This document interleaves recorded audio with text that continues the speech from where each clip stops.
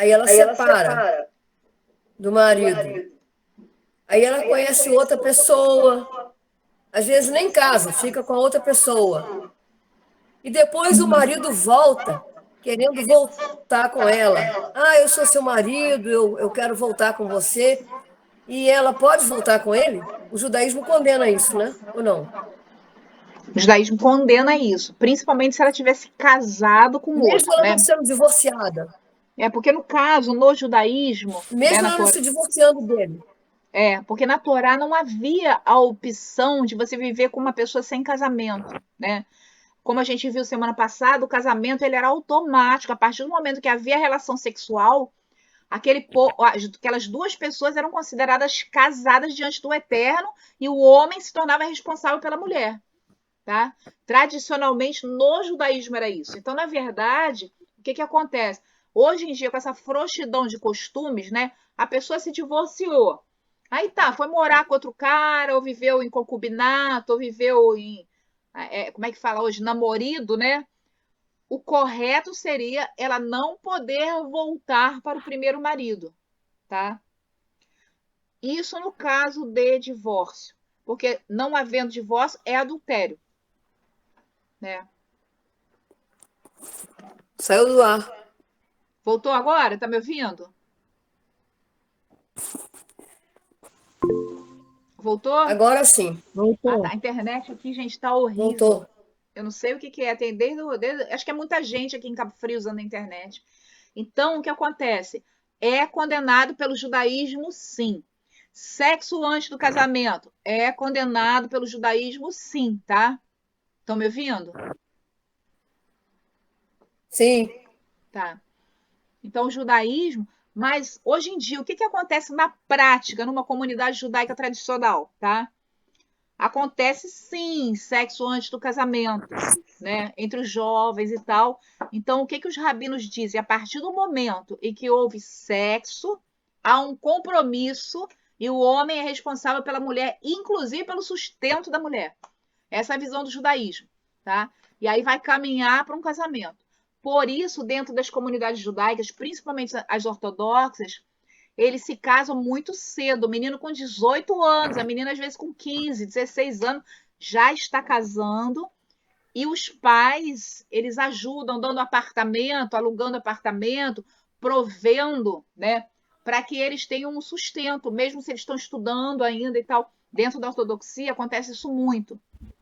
O que eu creio que é algo muito inteligente e coerente, né? Porque na nossa sociedade, por exemplo, o que se espera do jovem é que ele se forme primeiro, né? Se forme primeiro aos 25, 26, 27 anos, para depois se casar.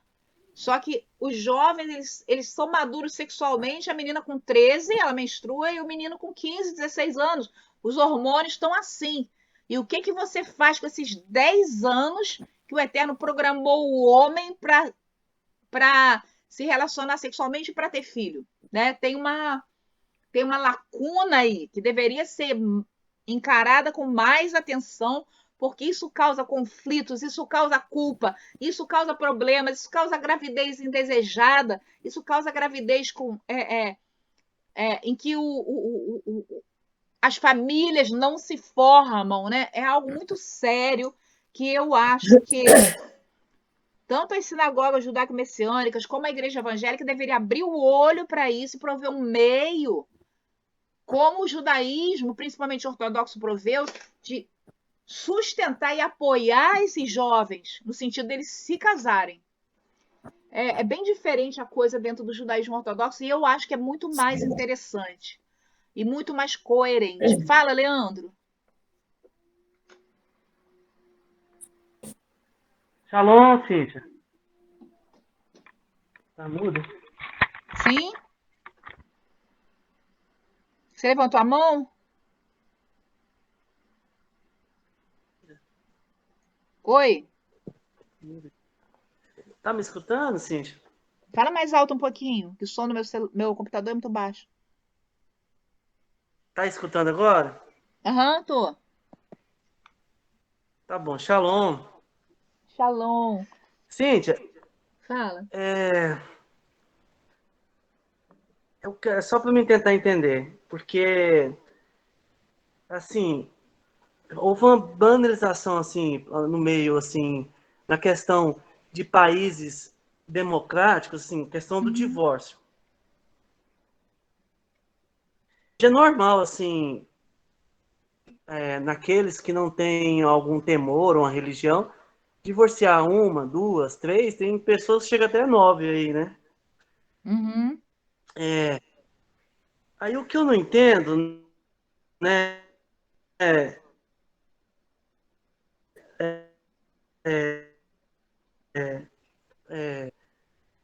exceto por imoralidade sexual, aquele que se divorciar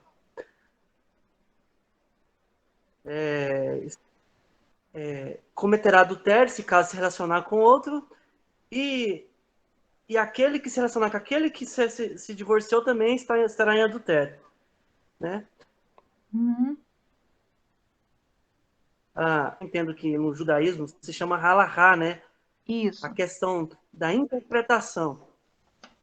Mas eu tenho dificuldade assim para entender esses itens, assim, igual você falou, contrato, porque parece que Jesus foi muito rígido nessa questão do divórcio, né? Isso aí tem duas questões, tá? Teve a Halahá de Yeshua, né? No sentido de tornar mais rígidas as leis impedindo o divórcio, né? E depois eu vou te mandar um texto, porque houve também, tem um texto desse que foi mal interpretado, porque havia uma diferença entre se divorciar e repudiar. O que que era o repúdio? Que era uma prática muito comum na época, tá? Quando o homem se divorciava de uma mulher, ele tinha que dar um get, que era esse documento de divórcio, que a habilitava a se casar de novo. Quando ele dava esse get, ele tinha que dividir os bens dele com ela. Ele não podia mandar a mulher de mãos vazias, de jeito nenhum. Então, o que, que estava acontecendo na época de Yeshua? O homem abandonava a mulher com quem ele tinha se casado, ele repudiava. Naquela época havia poligamia, então ele jogava aquela mulher para um canto, morando numa outra casa, sem sustento, sem nada, ele abandonava e ele se casava com outra, em geral mais jovem, etc. E aquela mulher passava a viver sozinha, sem ter a condição de divorciada, entendeu? E aí o que acontecia, na maioria dos casos, o que aconteceu com a mulher samaritana, que ele falou o quê? Você já teve 5 maridos e aquele com quem você vive não é seu marido. Então a mulher repudiada, mas não divorciada, acabava, porque as mulheres na época de Yeshua, era muito comum elas não terem fonte de renda, elas dependerem do marido, né? Então, quando ela era repudiada, ela ficava numa situação de penúria financeira. E aí o que acontecia? Muitas vezes ela se unia a outro homem sem casamento, por causa de ter sido repudiada e não divorciada. E aí o que Yeshua falava nesse caso é que, na verdade, aquela mulher repudiada, mas não divorciada, ela era adúltera. E quem se casava com ela era adúltero. Depois eu vou te passar um estudo teológico que foi feito sobre essa questão, entendeu? E muitas vezes a má interpretação e tradução das escrituras, ela leva a conceitos e a halachot erradas dentro do judaísmo messiânico e dentro do cristianismo. Dentro do judaísmo tradicional, existem duas premissas, tá? Um casamento que não está sendo honrado, levado a sério, no qual, por razões sérias, depois de se tentar consertar, né? Porque no judaísmo existe a figura do casamenteiro, principalmente na ortodoxia, que em geral é um psicólogo, um conselheiro que ajuda nessas questões de casamento. Se o casal não está se entendendo, seja sexualmente, seja emocionalmente, Existem pessoas que ajudam dentro da comunidade judaica, que aconselham, que intermediam, que mediam os conflitos, tá? Porque o judeu tradicional, ele preza muito, ele valoriza muito o casamento, ele honra muito o casamento. Mas o preceito é o seguinte: não deu de jeito nenhum, não está dando certo, divorcia e se casa de novo, porque o segundo preceito é o seguinte: não é bom que o homem viva só. Então, o homem ficou viúvo, ele já vai procurar outra pessoa. Ou o homem ou a mulher divorciou, já vai se abrir para conhecer outra pessoa. Na ortodoxia, eu não sei se vocês já viram, tem um filme e um seriado, aquele seriado Stiesel, não sei se vocês já viram, da Netflix. Ele mostra a vida judaica, a vida dos ortodoxos. É muito interessante, você vê muito essa área de casamento, né? O casamento, ele não é simplesmente, conheci, me apaixonei, não. O que acontece? Dentro do judaísmo, no namoro, né, principalmente ortodoxo, no namoro, as pessoas não se tocam. Elas saem para algum lugar público, elas conversam, já com a intenção de se casar, já sabendo que aquela pessoa é um possível candidato ao casamento. Elas veem se tem sintonia de alma, se tem liga, elas se tornam amigas primeiro. Dali elas caminham, né, mais um passo para o compromisso. É uma visão assim totalmente diferente da visão ocidental, da visão secular de casamento. E o homem judeu, ele entende que ele só é completo se casando. A mulher judia entende que é mandamento do Eterno, né, o se unir a uma mulher, formar uma família, se multiplicar. A visão é, assim, é muito diferente. É muito diferente. A gente vai fazer um curso sobre isso. Tem um casal aqui, a gente está conversando sobre isso. A gente vai fazer um curso sobre a visão judaica do casamento. Se você quiser entender, tem um livro muito bom para homens chamado Jardim da Paz. É uma visão ortodoxa. Acho que é do Hafetz Haim. Deixa eu procurar aqui, peraí. É uma visão ortodoxa, tem que descartar algumas coisas, atualizar algumas coisas, mas dar uma visão bem legal do que é um casamento judaico.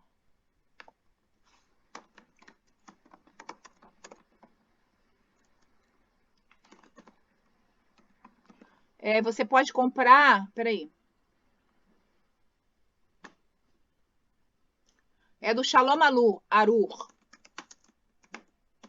Shalom Aruch. Para mulher, tá? É o livro A Sabedoria da Mulher. E para o homem é o Jardim da Paz. Tá vendendo na Sefer. Tenho esse livro, Cíntia. Oi? Eu tenho esse livro.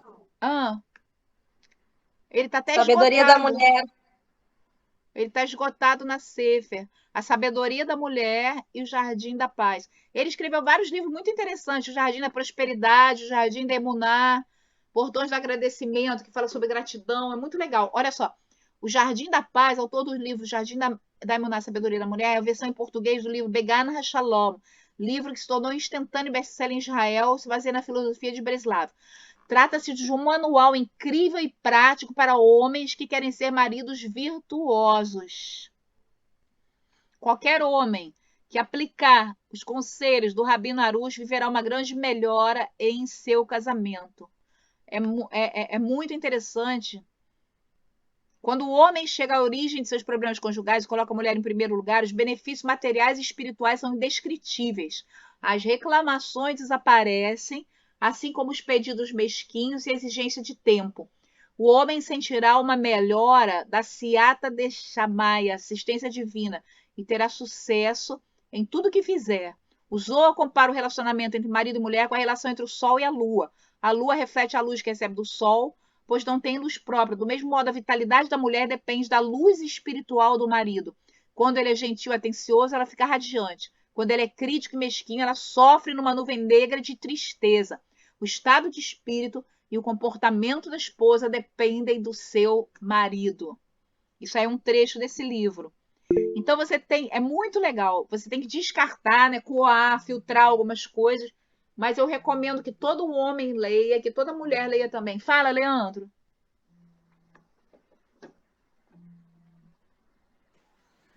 Cíntia, eu queria, assim, rapidinho te parabenizar pelo seguinte.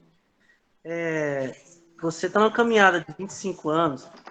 Eu estava lendo um artigo ontem a respeito de você tentar interpretar algo com a sua visão. Por exemplo, você tentar interpretar algo judaico com a visão brasileira. Então você não vai chegar a lugar nenhum. E além disso, ainda existe uma mentalidade grega, latina.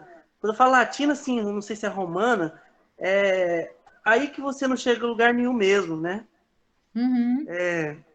Aí eu vejo assim que há uma lacuna muito grande, porque o conhecimento, por exemplo, que eu tenho é cultura brasileira, teologia reformada, no meu caso, teologia reformada e essas coisas. E realmente, Cíntia, às vezes é uma lacuna muito grande para chegar lá, né? Exatamente. Assim, Se você não entender a mente judaica, a cultura judaica, né? O contexto histórico, social, cultural de Yeshua, da Bíblia, do judaísmo, você perde muita coisa.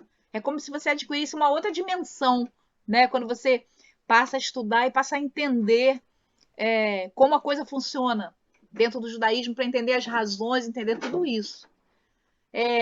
Eu recomendo a todo mundo que compre esses 2 livros, que leia, né? Ele fala um negócio engraçado, ele fala o seguinte, que a mulher não pode ler o livro do homem, o homem não pode ler o livro da mulher, exatamente para não ter cobrança, né? Pô, lá no livro dele está escrito isso, você tem que fazer isso.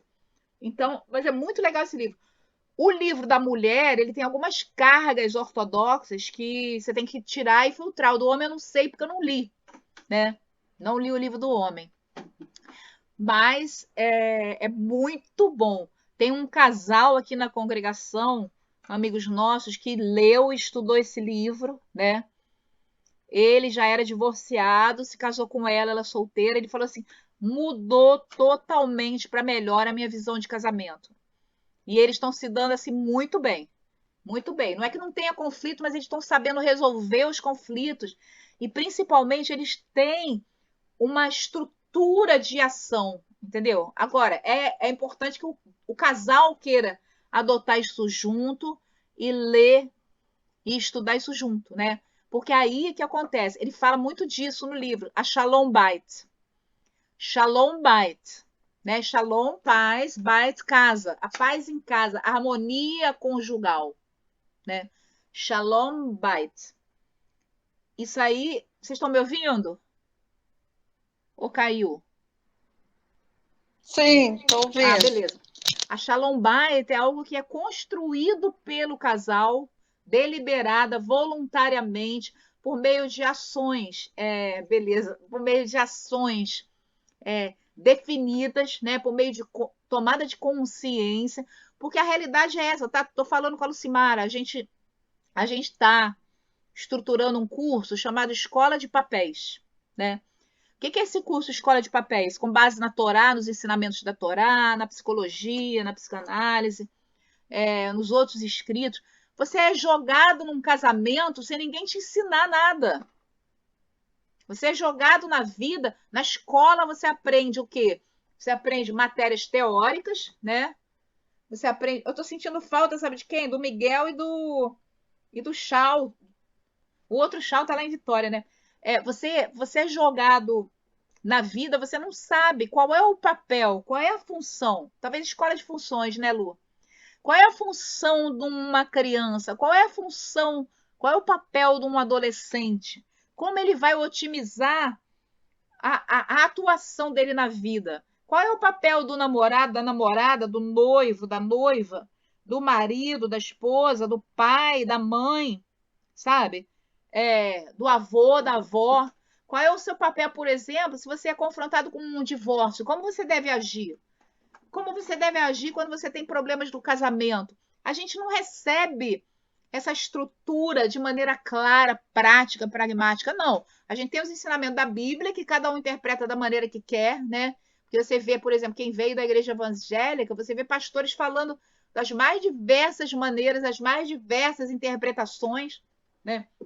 Então, a gente precisa, e esses 2 livros, eles trazem isso, e principalmente a valorização do casamento, tá?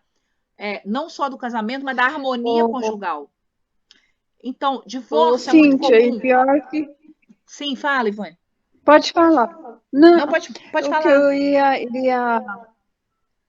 eu iria frisar é que tem denominações, religiões que eles só faltam se matar dentro de casa, briga, transtornam a vida dos filhos e não se separa porque não pode separar. Exatamente. E depois criam uns filhos todo atrapalhado, e isso desanda toda a família. Desanda os filhos, os netos, e lá vai, sabe, geração afora, com essa carga horrível, sabe, por causa da briga tipo assim, de um casal. Eu vejo isso na minha família, Cíntia. Eu vejo isso na minha família. Tem muito, gente, tem muito, principalmente dentro do âmbito religioso. Eu cansei de ver, quando eu estava lá em Goiás, por exemplo, esposas que apanhavam dos maridos bêbados há 20, 30 anos, sabe? A esposa crente, o marido não crente, e o pastor dizendo: não se divorcia, minha filha, atura isso, não se divorcia, atura isso, atura isso, atura isso. Existe muito disso, essa carga é colocada. Há um tempo atrás, eu coloquei um vídeo no grupo, eu coloquei no grupo de mulheres e coloquei no grupo de estudos também, eu acho, da Marcela. Sensacional esse vídeo sobre casamento da Marcela. Eu vou colocar de novo. Ela falando da visão ancestral de casamento, né?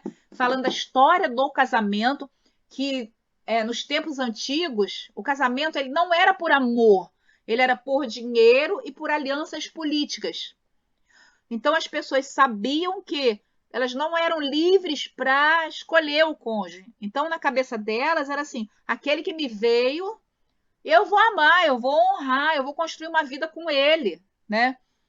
E depois aí ela fala da questão do Eterno ter instituído o casamento judaico e ter colocado no casamento um escape no caso da pessoa estar desonrando o casamento e da pessoa estar sendo infeliz no casamento, óbvio, tá? Porque o Eterno ele fala isso, ele odeia o divórcio. É óbvio que quem vai divorciar não está, na verdade, agradando. O ato do divórcio não é o que agrada o Eterno, né? Mas a semente está lá atrás. Então, por causa dessas palavras de Yeshua que foram mal traduzidas e mal interpretadas, a palavra repúdio foi traduzida como divórcio, né?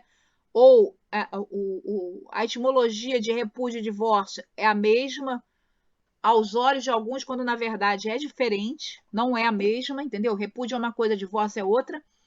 Yeshua estava falando de uma coisa e foi traduzido, eu creio, talvez por uma questão de herança católica, né? Porque a Igreja Católica ela não admite o divórcio em nenhum caso. Eu vou achar, depois eu acho aqui, vou colocar para vocês.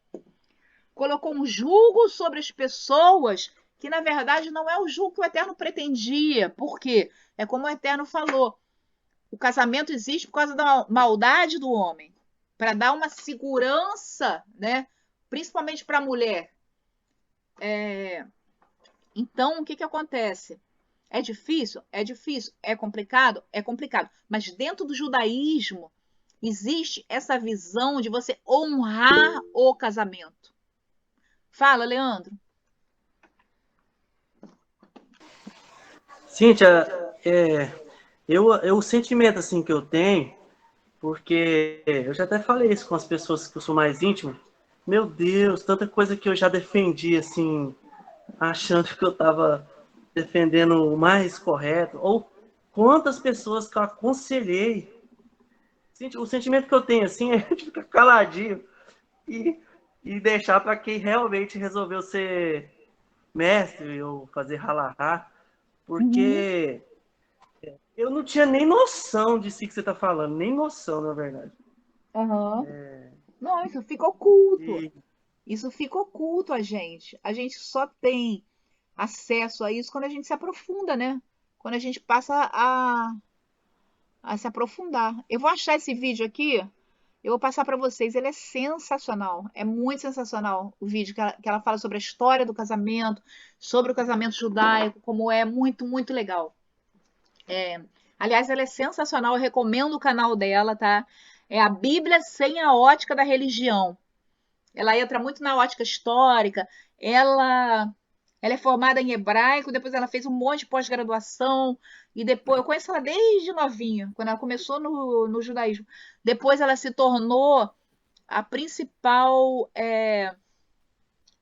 consultora da Record nas novelas de época, guia turística, ela vai para leva as pessoas lá para Jerusalém. Ela é sensacional e ela criou uma escola chamada Bnei Roma, né, Filhos de Roma, que não tem nada a ver com a Igreja Católica. Eu falei, pô, por que você foi botar esse nome? Por que você foi botar esse nome, Marcela? Ela falou assim, é porque você não conhece a história de judaísmo.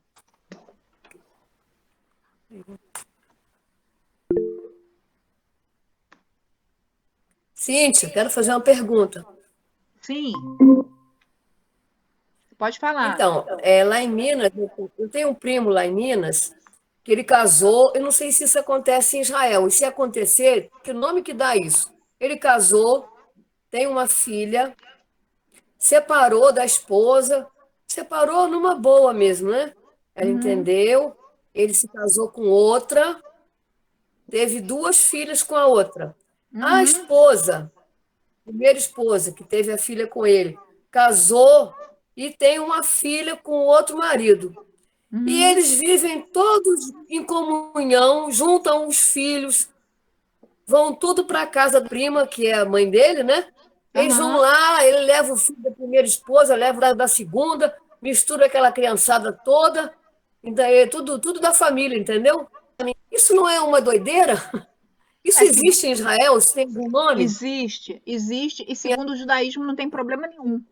É até melhor do que viver brigando, com ressentimento e com ciúme, entendeu? Nós vivem todos bem. Muito menos traumático para os filhos e é algo muito espiritual. É algo muito difícil de conseguir Eles isso, são né? católicos. Olha o detalhe, eles são católicos.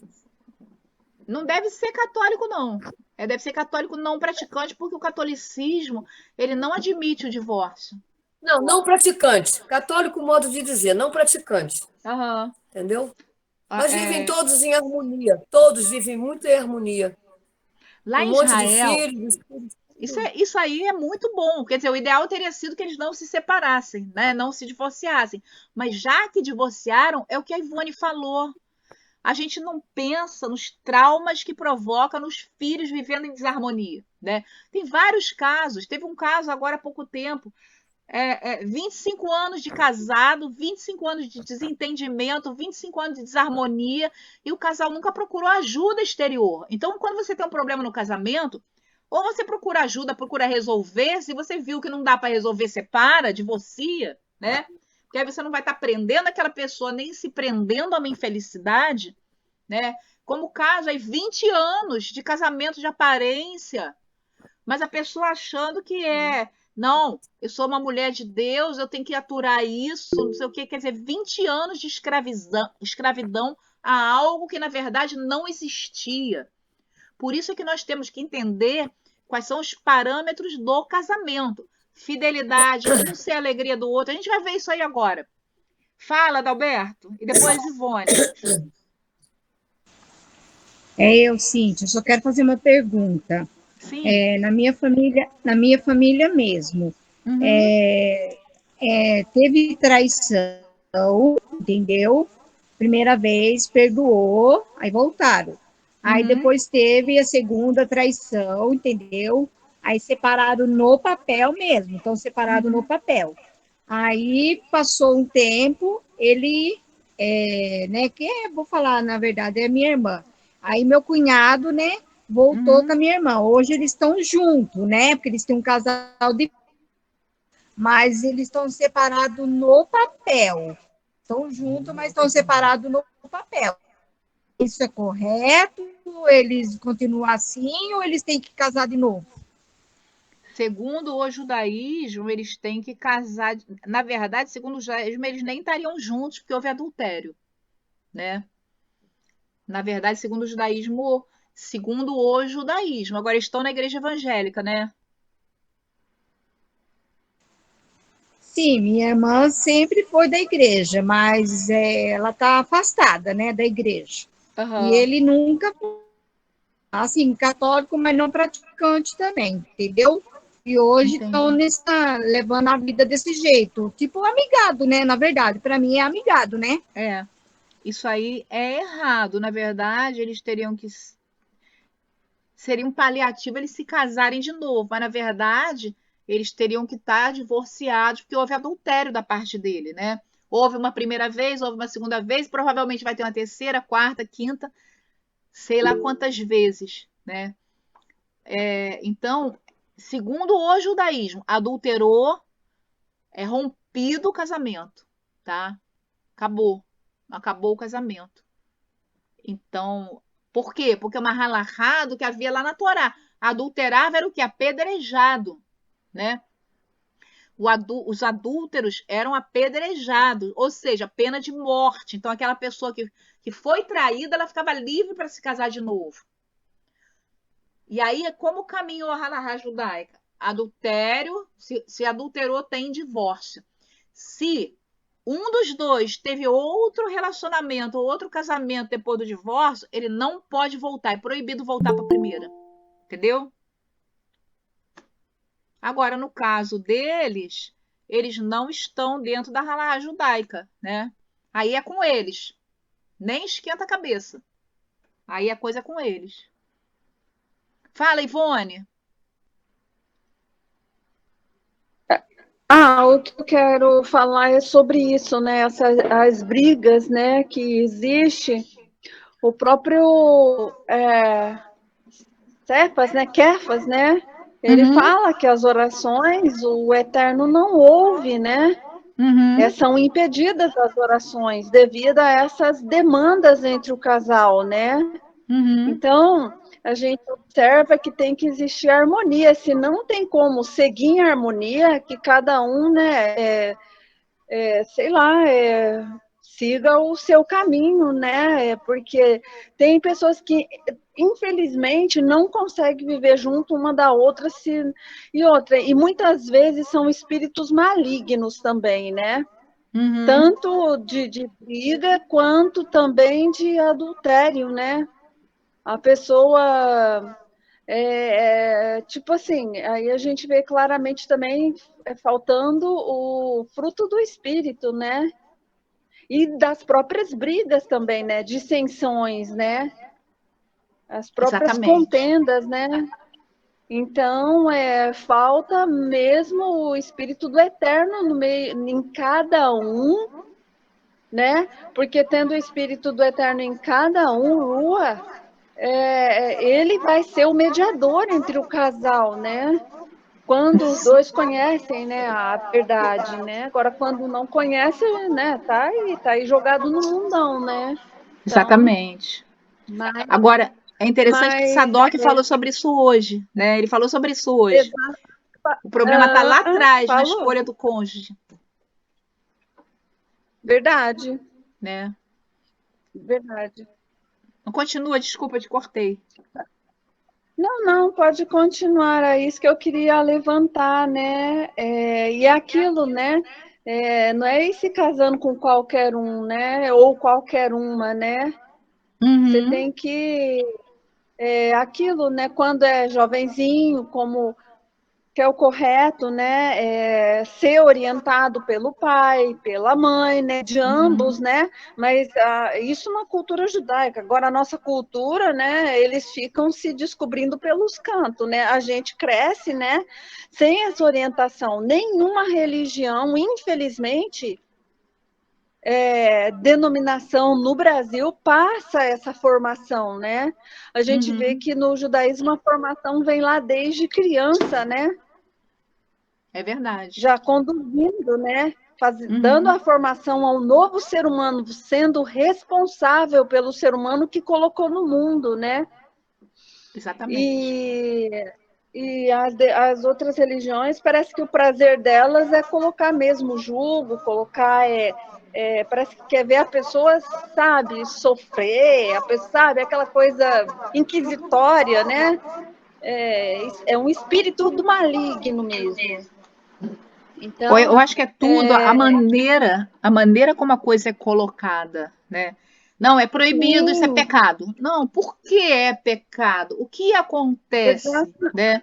É, Quando eu tive uma aula com um rabino, ele era cabalista, e foi muito interessante, foi a primeira vez que eu vi a coisa sendo colocada da maneira certa. Ele falando assim: por que você não deve ser promíscuo sexualmente? Por que o Eterno mandou você esperar o casamento?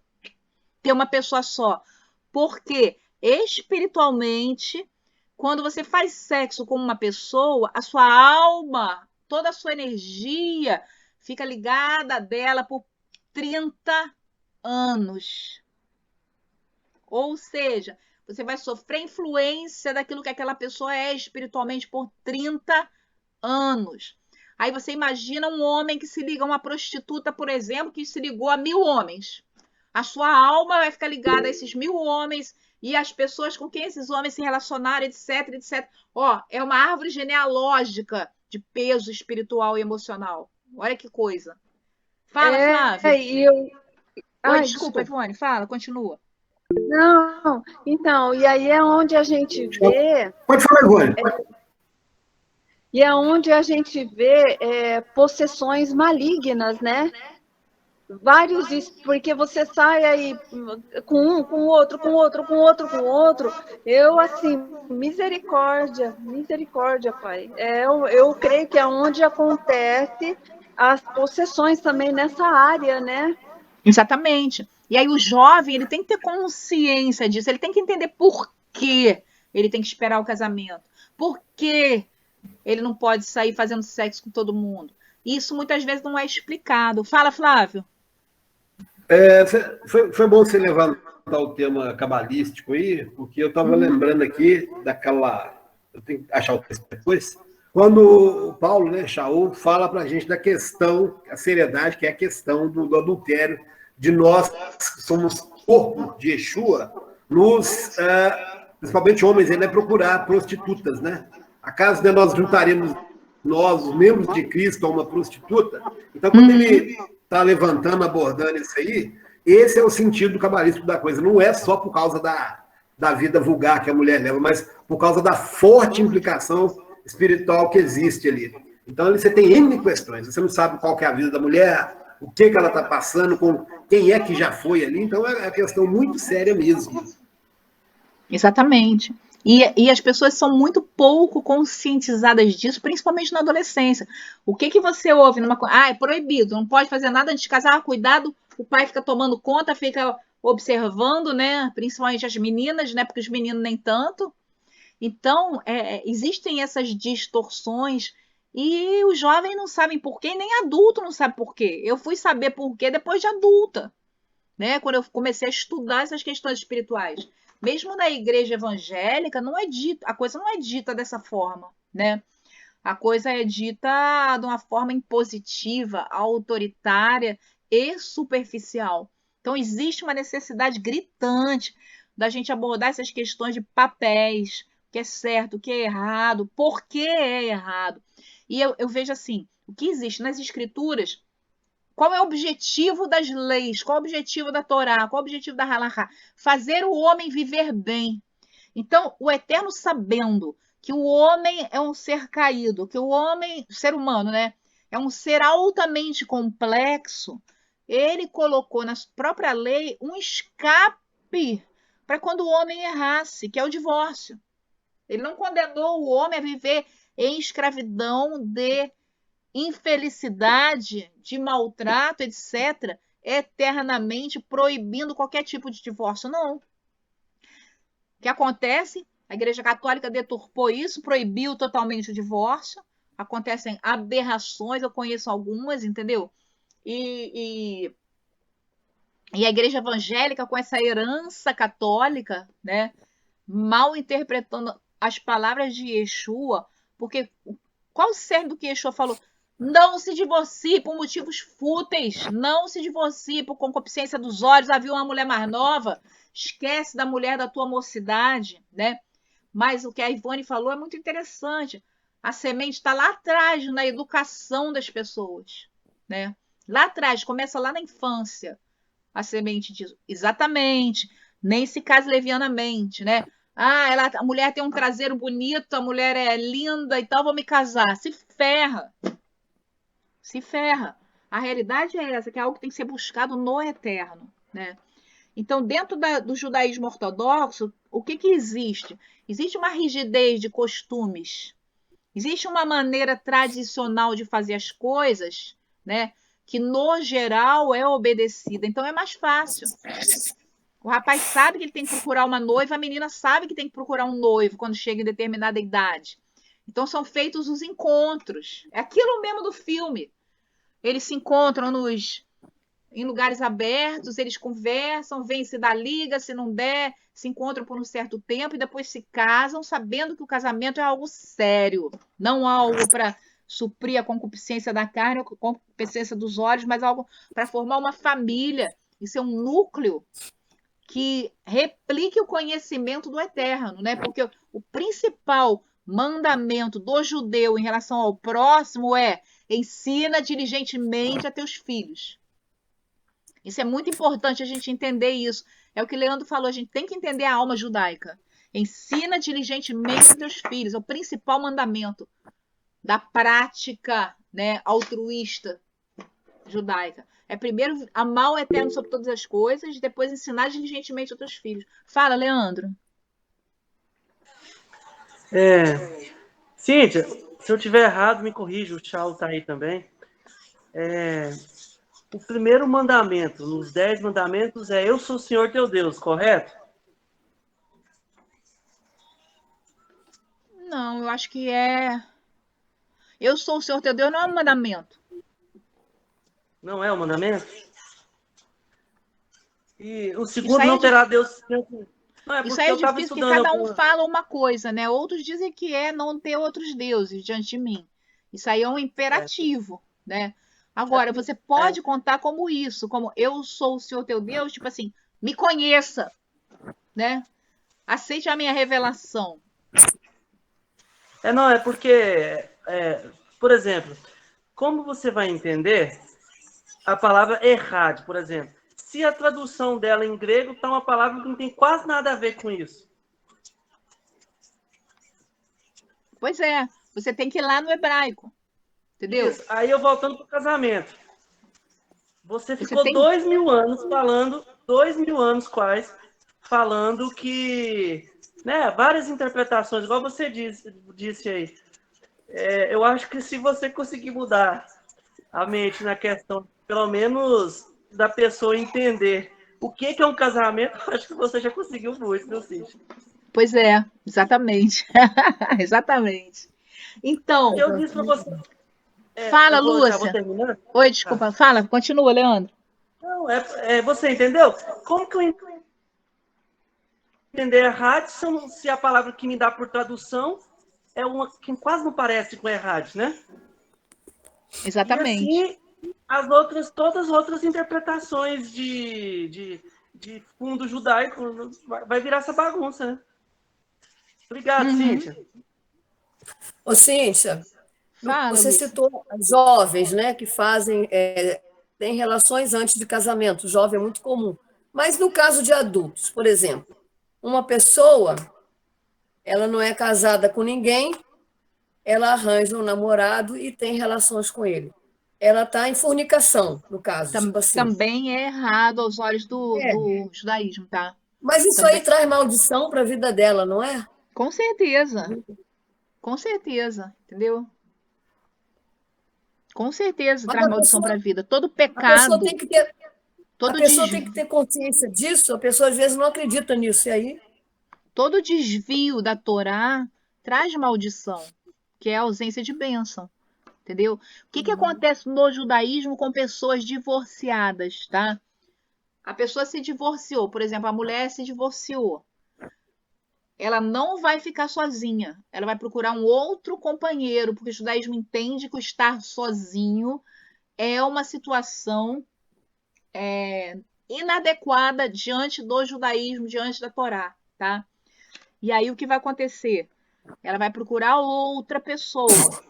No judaísmo ortodoxo, ela procura um casamenteiro. Hoje em dia tem sites, né? Informatizou tudo, tem sites só para judeus de determinada linha, só entre judeus ortodoxos que vão conversar. E aí ela vai procurar um outro casamento.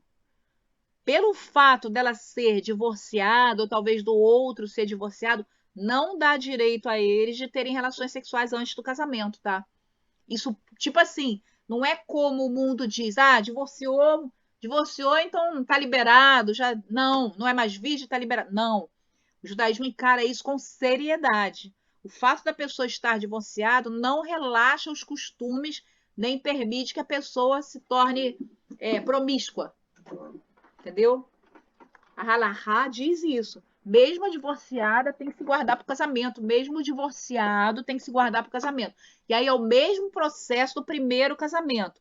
São feitos encontros, né? Eles conversam, ver se gostam, se gostarem, procedem para a negociação do casamento. Que vai envolver, sim, envolve tudo. O emocional, o espiritual e o material também. Tudo isso é conversado antes do casamento e tudo isso é colocado na Ketubá. Eu não sei, Rosângela, você está aí? Oi, sim. Oi. Estamos A aqui. tua Ketubá colocou também a parte material ou só a parte espiritual e de compromisso? Colocou tudo?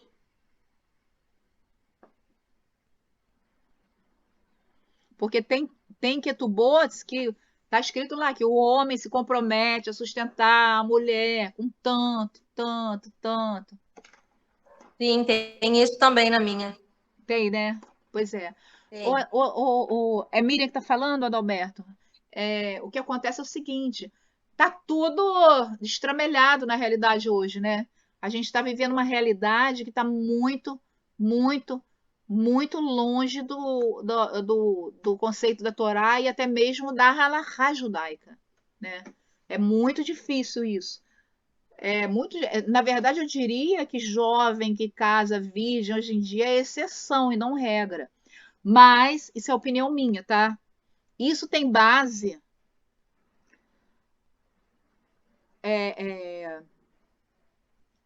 na halahá hipócrita, tá?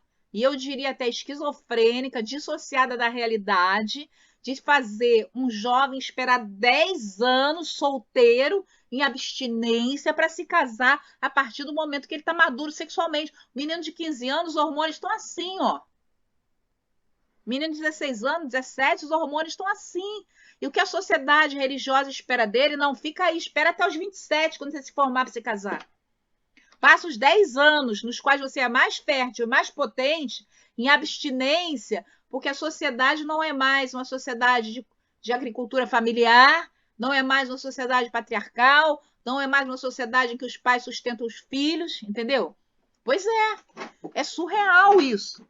É uma coisa totalmente hipócrita e dissociada da realidade. A minha opinião é que, tá bom, você quer montar uma congregação judaico-messiânica, você quer montar uma congregação judaica, você quer montar uma igreja evangélica em que o sexo é proibido antes do casamento, tá? Vamos prover meios para os jovens se casarem com responsabilidade mais cedo. Porque senão você coloca eles, é o mesmo caso que a Ivone falou, você coloca eles numa espiral de frustração, culpa, mentira, porque vai fazer, a não ser que seja muito comprometido com o Eterno e muito ungido, a realidade é essa, né? Fala, Rosângela. Sou eu, Cintia, o Rafael quer falar. Fala, Shalom. Rafael. Eu acho que isso que tu está falando é muito importante, que cabe, como tu falou agora aí, se você quer abrir uma sinagoga, abrir uma igreja, enfim, cabe à liderança que conhece os seus os seus participantes ali, de ter esse cuidado de chamar para conversar, né? Porque cada caso é um caso, entendeu? Uhum. Acho que tem que ter um bom senso. De tudo que isso não está falando, tem a questão a grande verdade é que a mentira se tornou uma verdade e a verdade se tornou uma mentira, entendeu? Então Exatamente, e, exatamente. e tudo É. que tudo que é a verdade, ela choca, né? Por Uhum. isso que muitos irmãos estão chocados com todos esses ensinos que tu tem passado, né? Mas isso aí é um desatar. Eu acho que esse cuidado é muito importante como líderes, né? Como liderança. Com certeza. É enxergar o outro. Não é Exato, simplesmente falar, olha, vocês não podem. Aí o casalzinho tá namorando, né? Ó, vocês exatamente. não chega perto. Exatamente, a fisiologia, Flávio, é algo muito forte, né? Por isso que eu falo assim, quando eu me formei na psicanálise, eu detestava Freud. Quanto mais eu vivo, mais freudiana eu me torno. Porque a fisiologia humana, os instintos, né, que foram colocados pelo eterno em nós, são algo muito forte. E a gente tem que encarar e procurar estratégias coerentes para lidar com isso. Aí o casalzinho, aí a garota engravida, e aí o que faz? Expulsa da igreja, expulsa da congregação, né? É muito complicado, o negócio é muito complicado. Quem serve ao Eterno tem que acordar para isso. Como é no judaísmo, por Verdade. exemplo, eu tenho uma amiga que é do Rabads, lá de Belo Horizonte, né? Pois é, Flávio, olha só. Causa solidão, culpa, tá? Ensina o jovem a mentir, a não ser transparente, e acaba que ele vai se enredar por caminhos que são muito piores. Como ela no Rabat, tá? Que eu achei sensacional, tá?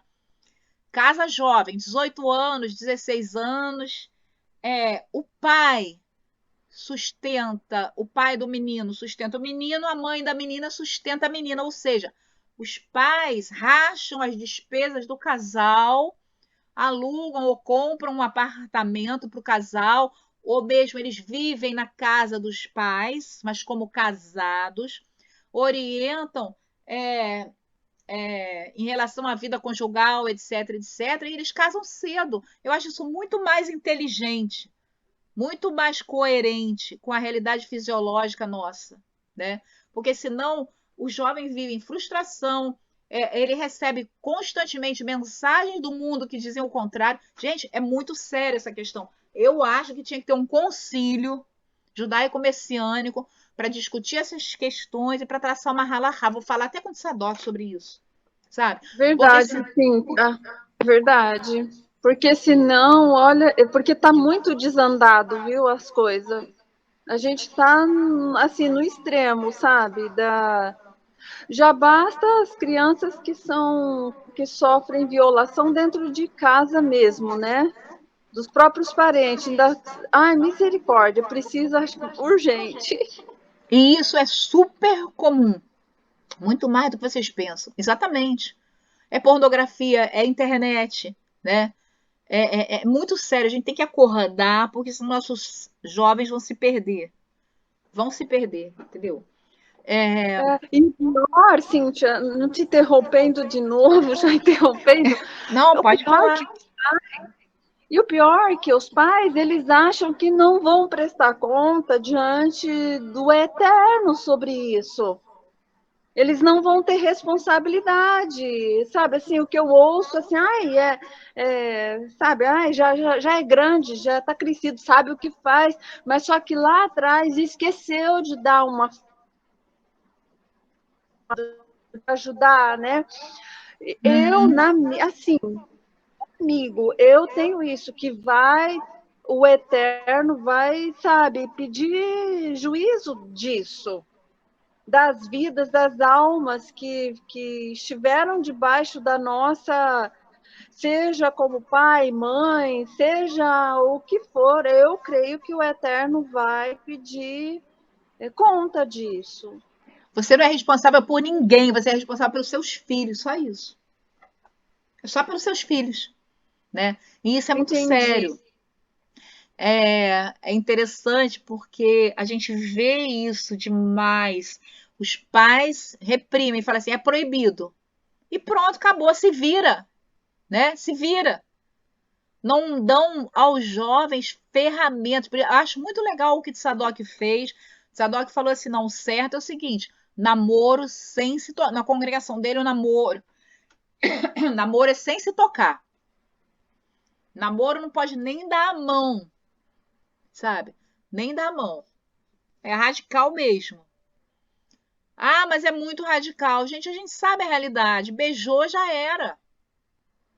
Ainda mais os jovens de hoje, com tudo que eles recebem aí de Globo, de escola, né, aparelhada, a escola falando que tá tudo certo, tá tudo ótimo, homem, mulher, do jeito que for. Fala, Adalberto. Cíntia, na nossa época, Fala. no nosso namoro, era assim, um sentado numa ponta, o outro sentado na outra ponta, meu pai não deixava pegar na mão, não deixava beijar, não deixava fazer nada, na nossa época. Hoje, a geração de hoje, do nosso sobrinho, está totalmente desequilibrada, assim, está desequilibrada, é assustadora, viu?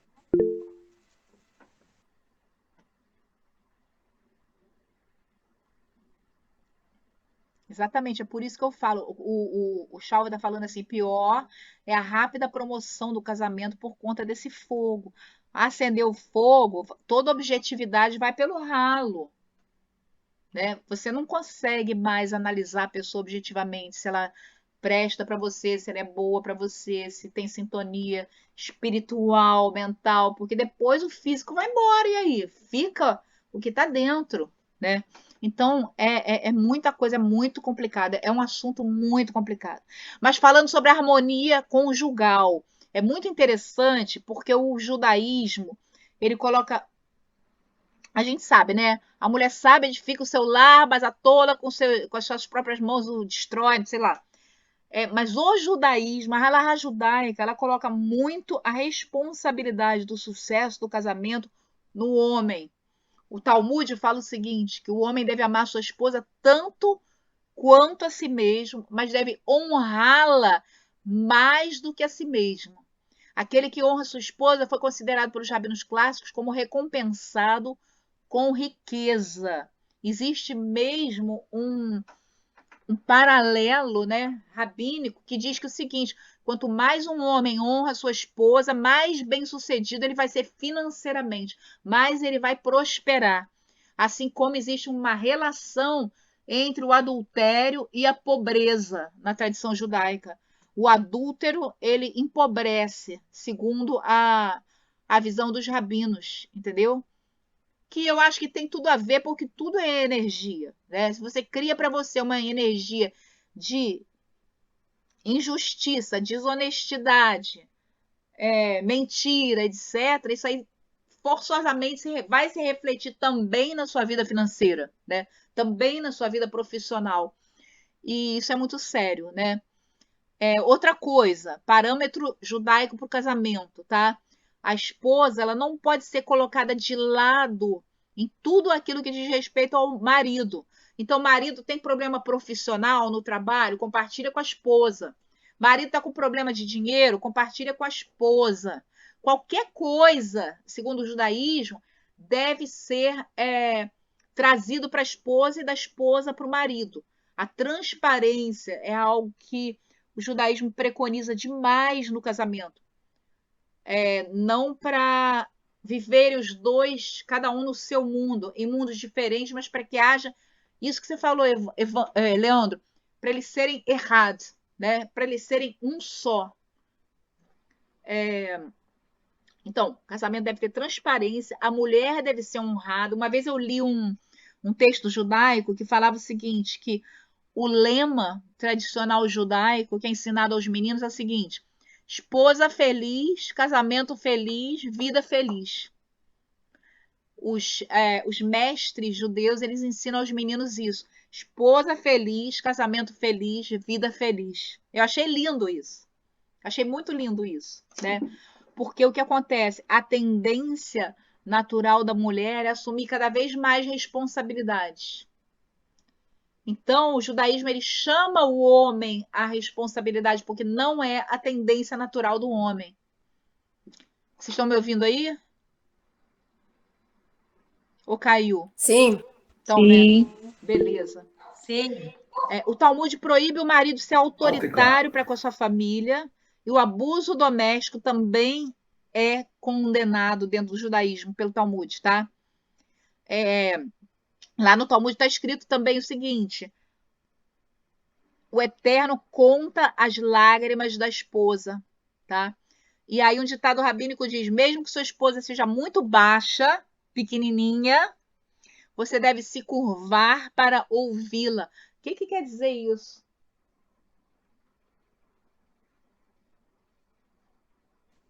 É a mulher que manda.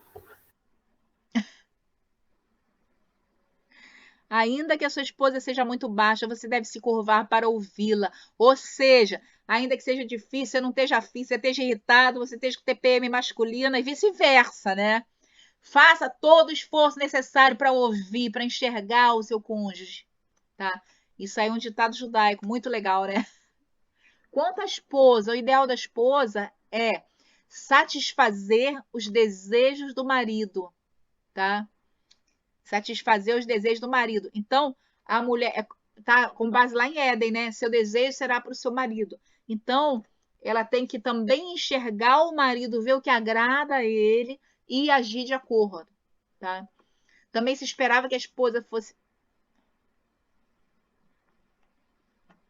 Maridos e esposas casados há mais tempo, que vivem em bons casamentos, são mais satisfeitos com suas vidas, disse Vicky Friedman, professor e pesquisador no Instituto para Pesquisa Social na Universidade de Michigan.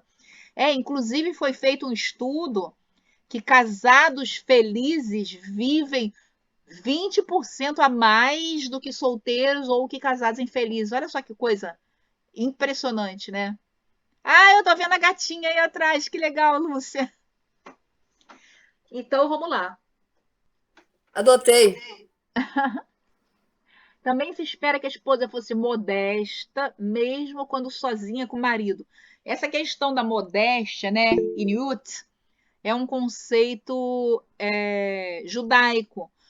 Como assim modesta? Modesta no vestir, modesta no falar, aquela coisa contra a exuberância. É roda baiana mesmo, se vestir com roupas indiscretas, né?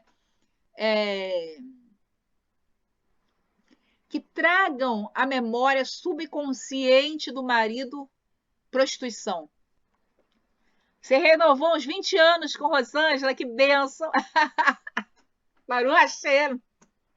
Mas também, né? Que mulher que o Eterno te deu, né? Mulher virtuosa, Baru Hashem. Então vamos lá. Direitos e obrigações conjugais. Quer que eu pare e continue semana que vem? Ou pode. Esse assunto aqui tá acabando aqui. Mais uma. A gente quer terminar esse assunto do casamento? Ou vocês querem deixar para Não, semana que vem? continuar assim, já tá bom. Falta só um pouquinho sobre o assunto do casamento, tá? Direitos e obrigações conjugais, sustento da esposa, alimento, roupa, relações sexuais regulares. Gente, vocês que são casados, aproveita. É mandamento, não é opção de divertimento, tá? É obrigação, tá? Obrigação. A renda, já falei sobre isso, né? A esposa tem direito à renda do marido e o marido tem direito à renda da esposa, tá? Se a esposa tiver muito dinheiro, mais dinheiro que o marido, ela pode chegar para ele e falar assim: você não precisa me sustentar. Eu uso a minha renda para mim e você usa a sua renda para você. Mas isso tem que ser combinado antes do casamento na Ketubá, tá? Não pode ser mudado depois. A própria Bíblia dá proteção à esposa, conforme Êxodo 21:10, embora os rabinos possam ter adicionado outras proteções posteriormente. Os direitos do marido e da esposa são descritos no Tratado Ketubot, do Talmud, que explica como os rabinos equilibraram dois conjuntos de direitos da esposa e do marido. Naquele livro do Maimônides, os 613 mandamentos, tem muita explicação em relação ao casamento, Rosângela, Rafael, Cláudio, Iraci, que estão no Talmidim, a gente vai estudar tudo isso. Shalom. Shalom, Shal, tudo bom? Desculpe pelo atraso, tá?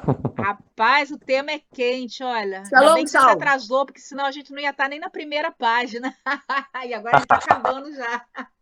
Tema, Eu estava com meu sobrinho casamento, lá fora. direitos, Amém. direitos e obrigações conjugais, tá? Então, olha só, por que, gente, o sexo matrimonial é importante, cara? Cada dia eu tô mais freudiana. Nós temos necessidades fisiológicas que precisam ser cumpridas. O casal, ele só mesmo, a não ser por questões de saúde, óbvio, né?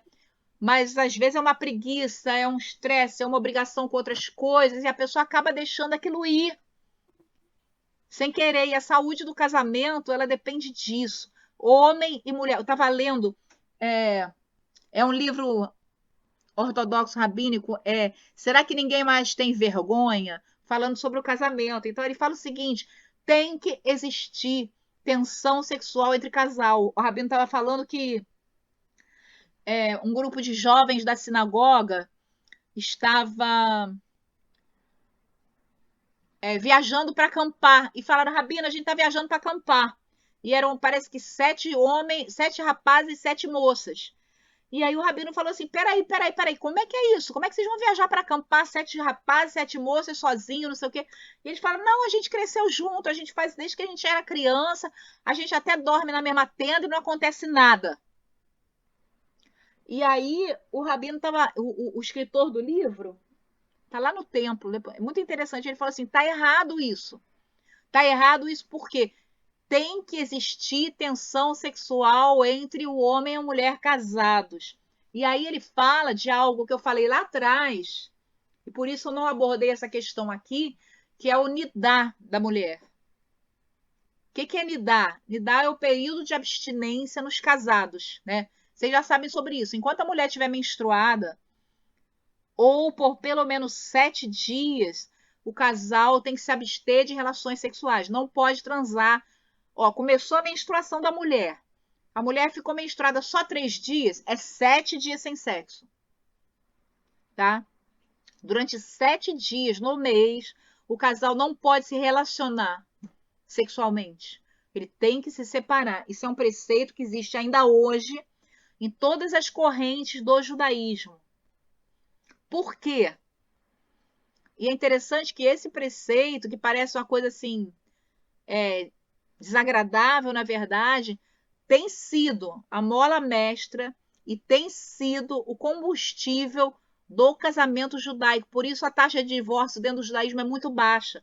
Por quê? Pelo fato do casal se separar, sentir a ausência um do outro, ficar um desejando o outro, né? Os nossos rabinos dizem o seguinte, que todo mês o casal judeu tem uma pequena lua de mel, pelo fato de ter se separado, se ausentado um do outro, dos carinhos, do sexo. Então, um fica desejando o outro. Existem altos e baixos no casamento, que, caso contrário, o ser humano subconscientemente procura esses altos e baixos nas brigas. Entendeu? Fala, Leandro. Rapidinho, Cíntia. E as mulheres que ficam menstruadas, quais 7 dias? Aí é 14 dias sem ter relação? Não. A mulher que fica menstruada mais do que 7 dias, ela tem que se abster até ela estar totalmente sem qualquer fluxo. Tá? Em geral, 14 dias. Mas se ela fica menos de 7 dias, é 7 dias. Mas ela tem que ver, ela tem que estar sem fluxo nenhum. Aí ela faz o mikve, né? Faz o banho ritual da ortodoxia. Hoje, no dia a dia, principalmente no judaísmo reformista, conservador, nos lugares onde não tem mikve, aí ela não faz o mikve. Mas o ideal é a mulher fazer o mikve, que é o banho ritual de purificação, como está lá na Torá, né? Que ela se banha, lava suas vestes, e aí ela não está mais ritualmente impura, tá? Cíntia, e tem que dormir em quarto separado? Não. É só na ortodoxia que isso acontece, tá? Na ultra-ortodoxia. Não precisa dormir em quarto separado. A maioria dos judeus, inclusive ortodoxos, eles têm camas separadas, tá? Então, eles juntam a cama quando a mulher não está menstruada, quando ela está menstruada, eles separam as camas.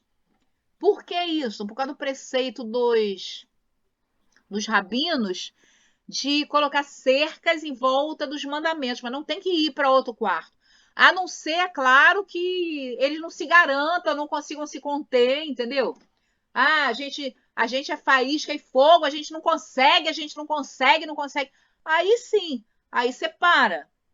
Mas se o homem sabe se controlar, se a mulher sabe se controlar, não precisa separar, porque o preceito é não manter relações sexuais, não é não se tocar. Não se tocar é a halahá ortodoxa que fala isso, entendeu? Por que não se tocar? Não se tocar para não cair na tentação de fazer sexo. Mas esse preceito de não fazer sexo, assim como comer kasher, é um dos preceitos básicos e mais importantes do judaísmo. E a ciência já provou, né, que o contato com o sangue da mulher traz muitas enfermidades sexualmente transmissíveis.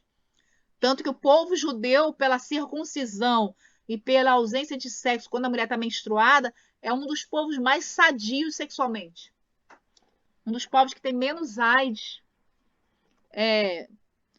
Então, existe uma razão fisiológica, mas existe também uma razão espiritual, emocional.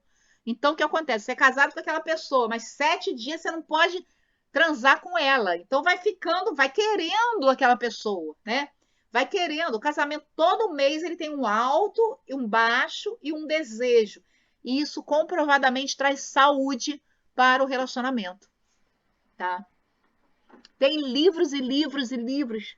Tem um livro que eu estava lendo outro dia, Águas do Mikve, muito interessante, falando sobre conceito de nidá. Existem testemunhos e histórias de casais que não praticavam nidá e que eram estéreis, que passaram a praticar nidá e conseguiram se tornar férteis. É muito legal. Se você entrar no Rabad, você vê assim, muitos e muitos relatos, tá? Nos tempos bíblicos, a esposa era tratada. Exatamente, câncer de colo do útero é por causa da circuncisão, né? Por causa da secreção do esmegma, que é altamente cancerígeno. Nos tempos bíblicos, a esposa era tratada como um bem possuído por seu marido. Mas mais tarde o judaísmo impôs várias obrigações ao homem, dando à esposa direitos e liberdades. De fato, ser uma esposa judia era uma situação mais favorável do que em muitas outras culturas. Por exemplo, isso na Idade Média, tá? Era muito bom você ser uma esposa judia. O Talmud estabelece o princípio que a esposa tem direito, mas não é obrigada à mesma dignidade e posição social do seu marido. E tem o direito de manter quaisquer vantagens adicionais que ela tinha como resultado do seu status social antes do seu casamento. Ou seja, por exemplo, a esposa fazia parte de uma classe social mais alta, casou com um homem de uma classe social menos alta, né? Ela continua com aquele mesmo status. Ao passo que, se a esposa era de uma classe social mais baixa, casou com um príncipe, né? Ela adquiria o status social do marido, a esposa subia. Ou seja, ela não descia para casar com alguém mais inferior, mas ela subia casando-se com alguém superior. Ela adquiria o status social do marido. Isso nos tempos primordiais, né? Isso na antiguidade, agora isso não existia mais. Então, casamento judaico é Torá ou tradição? É tradição fundamentada em relatos da Torá e também em mandamentos da Torá. Isso aí é o básico do casamento, né? Tem vários outros livros que trazem mais conceitos, mais instrução. Então, é muito importante a gente saber qual o papel do marido, qual o papel da esposa. Recomendo os livros do Shulchan Aruch, né? Jardim da Paz e a Sabedoria da Mulher. Sempre, gente, coando, filtrando. Porque tem coisas assim, tipo assim... Quando você tem 10 anos de casado, você já comeu mais de 5.000 refeições às custas do seu marido. Isso é uma visão ortodoxa, arcaica, antiga, né? Não traz a realidade, o fato de que hoje a mulher trabalha, mesmo na ortodoxia, a mulher trabalha, ela só não trabalha na ultra ortodoxia, né? Mas então a gente tem que adaptar a nossa realidade. O próprio judaísmo, ele adapta. Por isso que existe halahá. Halahá quer dizer caminhar, né? Caminhar. A lei, ela vai caminhando de acordo com os tempos. No que ela deve caminhar. Ninguém apedreja mais adúltero nem homossexual. Né? Nem ninguém reivindica esse direito com base na Torá. Todo mundo sabe que isso não se faz. Né? Culturalmente isso é... E socialmente, historicamente, isso não existe. Isso foi modificado. Então, quando você fala assim, a Torá é imutável, não. A Torá não é imutável. A Torá caminha. Só que nas suas estruturas e conceitos básicos, ela é imutável. Tá? Esse livro, 613 Mandamentos, é muito interessante porque, inclusive, ele fala da quebra dos mandamentos e dos castigos que eram dados. Então, tinha castigo que era apedrejamento, tinha castigo que era expulsão, banimento, tinha castigo que era chicotear, tinha castigo que era, por exemplo, o homem ser obrigado a casar com aquela mulher que ele tinha desonrado. É muito legal porque você até se surpreende com o grau dos castigos. Né? Tem muito castigo que é chicotear os dois. É muito interessante você ver. Deixa eu ver se ele está aqui. Peraí, eu estava lendo ele. Davi, você está com os 613 mandamentos? Está aqui.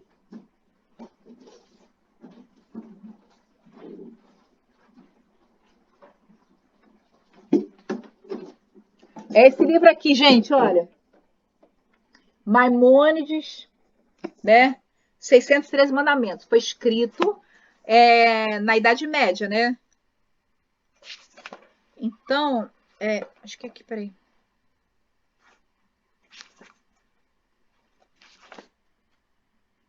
Deixa eu ver se eu acho aqui os do casamento. Olha só que legal. Preceito 251. Não prejudicar um ao outro com palavras. Não enganar um prosélito com palavras. Deixa eu ver onde é que está do casamento aqui. Não arrancar nosso cabelo pelos mortos. Um Cohen não pode se casar com uma zoná, uma prostituta. Olha só que coisa interessante. Um sacerdote não pode se casar com uma zoná, o preceito 158 para quem tem. Por essa proibição, um Cohen fica proibido de tomar uma zoná como esposa. Ela está expressa em suas palavras: mulher prostituta ou profana não tomarão.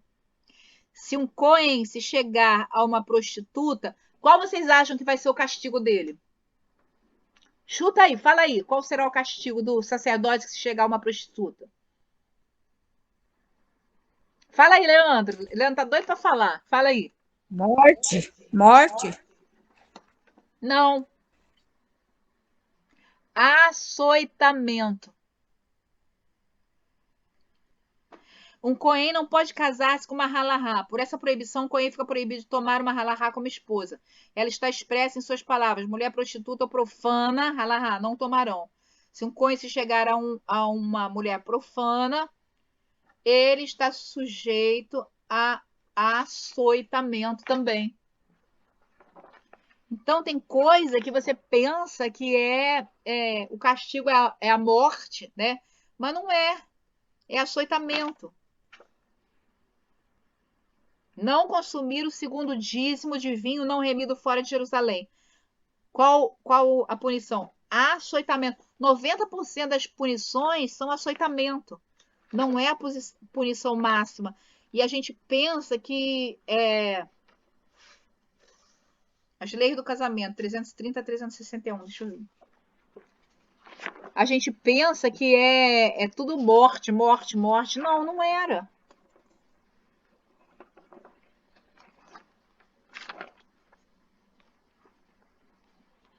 Então, tem casos, por exemplo, que era morte, né?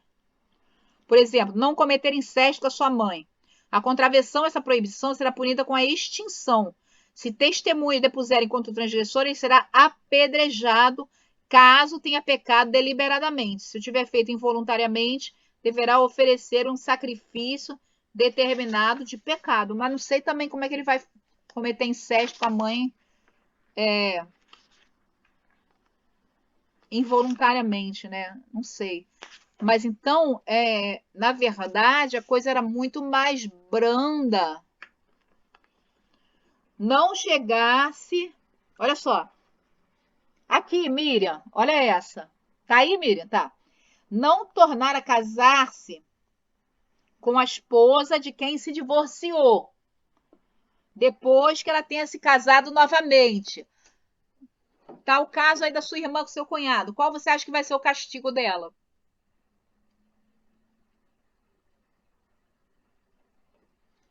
O cara vai pensar se vale a pena. Qual você acha que vai ser o castigo disso? Por essa proibição, o homem... O açoite? Açoite. Ele vai tomar 39 chibatadas, mas vai poder casar com ela. Por essa proibição, o homem fica proibido de tornar a casar-se com a esposa de quem ele se divorciou se ela tiver estado casado com o outro. Ela está expressa em suas palavras, enaltecido seja ele. Não poderá seu primeiro marido, que a despediu, tornar a tomá-la para que seja sua mulher depois que for contaminada. Então, não é considerado adultério, a pena é açoitamento. Esse livro aqui, ó, é muito, muito, muito interessante. Aí tem o preceito 355, para quem duvida. Olha, Lúcia, esse. Não chegar-se a uma mulher antes do casamento. Por essa proibição, o homem fica proibido de chegar-se a uma mulher sem estar devidamente casado com ela. Está expresso em suas palavras, enaltecido seja ele. Não haverá mulher destinada à prostituição dentre as filhas de Israel. Deuteronômio 23, 18. Exatamente, exatamente. Botava ela lá numa casa lá esquecida, entendeu? Dava o básico do básico para ela, porque o sexo, a atenção e o carinho é um mandamento para o homem casado. Se ele está casado com a mulher, ele tem que dar isso a ela. Aí ele abandonava lá e pegava outra. Isso é o repúdio, não é o divórcio. Entendeu? Olha só que coisa interessante. Aparece sob outra forma em suas palavras: não profanarás tua filha para fazê-la prostituta, sobre as quais a cifra diz: não profanarás tua filha para fazer prostituta, se refere a alguém que entregue sua filha solteira à luxúria ou a uma mulher que se entregue à luxúria. Olha só. A contravenção, essa proibição relativa a moças solteiras, será punida com o açoitamento. Então, o que acontecia? Fez sexo antes do casamento, era açoitamento público dos dois. E aí casava. Entendeu?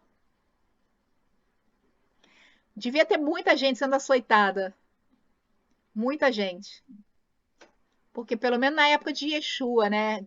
Imagina hoje em dia. Não ia ter chicote. Eu ia abrir uma fábrica de chicote e ia ficar milionária. Fala, Miriam. Eu posso açoitar, então, Cíntia? Não, pode não. Só o tribunal rabínico que podia. Você não é tribunal nenhum. Não julga, dá amor. E fala assim, gente, Tá se vocês bom. querem ficar junto, casa então. Tá Entendeu? certo. Eu vou falar a minha opinião pessoal, tá? Mas cada caso é um caso. A minha opinião pessoal é, Flávio, é que houve traição, houve adultério, o casamento está desfeito, toda tentativa de reatar, perdoar, etc, etc, nunca é a mesma coisa, entendeu? É só trazer mais anos de sofrimento, a não ser que o Eterno entre mesmo com poder, com provisão, com tudo isso. Não, era quase a morte, né, para quem era açoitado. Imagina os pais, a família de quem era açoitado, porque era um açoitamento público, era vergonha pública. Então as pessoas tinham medo que isso acontecesse, então faziam de tudo para não ser açoitado, fora a dor física, né? 39, eram 39 chibatadas com força, cortava as costas do sujeito, lanhava tudo. Não era um castiguinho assim também, né? Mas não era punido com a morte. Então é muito interessante, eu recomendo que vocês leiam esse livro também. É muito interessante as coisas que você vê Ele vai pegando mandamento por mandamento, né? E os mandamentos relativos a casamento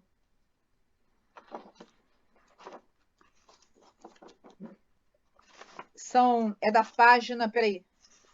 Ih, perdi. É da página 330, são mais de 30 páginas. Só de mandamentos.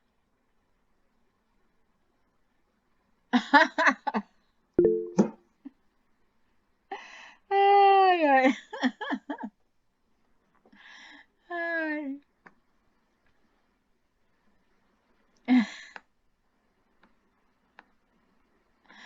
Ai. Deixa eu ler aqui, peraí, o que você botou aqui, ó. Freguês no tribunal rabínico é ótimo. Exatamente, sobre adultério acabou a confiança, acabou a confiança, é muito difícil restaurar, precisa de muita força de vontade por parte dos dois. E, em geral, né, principalmente se um segue o eterno e o outro não segue, ele sendo perdoado, é como se fosse uma licença para pecar de novo, né? Eu tenho visto histórias tristes, terríveis, terríveis.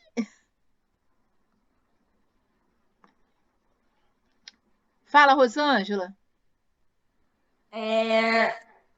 Lá em Lucas, só uma dúvida, lá em Lucas, capítulo 12, no verso 57 em diante ali, que diz assim, por que vocês não decidem por si mesmo qual é o curso certo a seguir? Se alguém processar você, chegue rapidamente a um acordo com ele. Ao contrário, ele poderá levar a queixa ao tribunal e o juiz entregará você ao oficial do tribunal e ele o lançará na cadeia. Eu lhe digo que não sairá dali até ter pago o último centavo. Yeshua, será que estava se referindo a todas essas situações aí de chibatadas? Ele está falando de pagamento, né? Eu creio que ele está falando. Pode ser também, mas eu acho que ele está falando mais sobre a questão financeira. De pedir emprestado e não pagar? Ele fala sem ter pago até o último centavo, ele estava falando sobre você fazer acordos de dívida, entendeu? Eu acho que era uma questão mais específica. Mas pode ser também, eu não posso afirmar que seja, né? É a minha leitura da. Seria legal a gente perguntar isso pro Tzadok. Ainda tem o quê? Ivone, ainda tem o quê na ortodoxia? As chibatadas. Não. Tem mais não. Ninguém dá mais chibatada, não. Nem apedreja ninguém, entendeu? Na verdade, eu não sei qual é a pena, provavelmente, de exclusão das sinagogas. É uma boa pergunta, sabia? Eu gostaria muito de saber. Então, porque com Yeshua a gente entende que isso acabou, né? Aí como eles não creem em Yeshua, tem a Halahá, segue a Torá, a tradição rabínica, tudo. Que será então que eles fazem hoje, né? Quando acontece esses casos, porque eles não são isentos, né? Acho que foi até você. Ah, não, foi Tzadok. Hoje, né, ele citou, né, de um rabino ortodoxo em Israel. Ele estuprou várias crianças, não foi? Vários meninos e meninas, não é isso? Isso, Eu vou rever de novo a paraxá de hoje dele. Então, o que será que usaram para tipo assim, para repreender, né, esse rabino, né? Deve ter. Nos países muçulmanos ainda existe, né? Mas no judaísmo não existe. Eu sei que não existe. Não existe mais. Mas pode ser. Bem lembrado, Leandro. Ele, é verdade, Cíntia. Ele se suicidou. Depois ele se matou. Quando veio. Isso, é verdade. Quando veio a público, né? Olha só, estou vendo aqui no Rabá apedrejamento, né? Torá não pode ser lida como qualquer outro livro. Ela possui diversos níveis de profundidade. Vejamos o exemplo que você citou, apedrejamento, né? Não há uma palavra no Torá que esteja ultrapassada, sua sabedoria está acima do tempo também. O que ocorre é que níveis diferentes se tornam mais relevantes em certas épocas. Enquanto algumas leis da Torá não são mais literalmente aplicáveis, o significado mais profundo e místico de cada uma delas ainda são tão relevantes hoje como no passado. Vejamos o exemplo que você citou, apedrejamento. Hoje em dia, um tribunal judaico não apedreja as pessoas por pecarem. Porém, a mensagem por trás do apedrejamento ainda se aplica. Mesmo atualmente, somos apedrejados por nossos erros. Os cabalistas ensinam que quando pecamos, nosso coração fica duro e frio como pedra. Quando cometemos mais ações, ficamos dessensibilizados àquilo que é bom ou ruim.